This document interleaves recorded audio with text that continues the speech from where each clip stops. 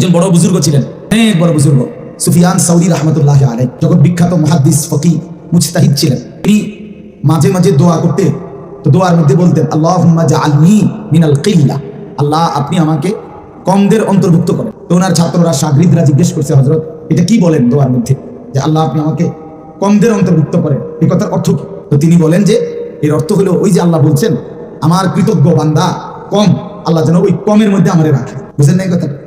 এটা কোনো সমস্যা নেই।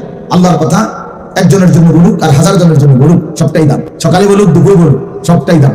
আমি সব সময় বলি প্রধান বক্তা বিশেষ বক্তা এগুলো ধোকা, এগুলো হলো মূলত ধোকা। অল্প বক্তা, সামান্য বক্তা, সাংঘাতিক বক্তা, মারাত্মক বক্তা, ভয়ঙ্কর বক্তা, সিরিয়াস বক্তা, এগুলো সব ধোকা। বরং আল্লাহর কথা যিনি বলেন, যখনই বলেন, যেটুকুই বলেন, সবটাই দাম, সবাই দাম। ওমান আহসানু কাওলাম মিম্মান দাআ ইলাল্লাহ, আল্লাহ তাআলা বলেন কথার মধ্যে তার চাইতে উত্তম আর কেউ নয়। সর্বোত্তম ব্যক্তি সে যে মানুষকে আল্লাহর দিকে ডাকে, আল্লাহর দিকে যে ডাকে সে আহসান, সর্বোত্তম।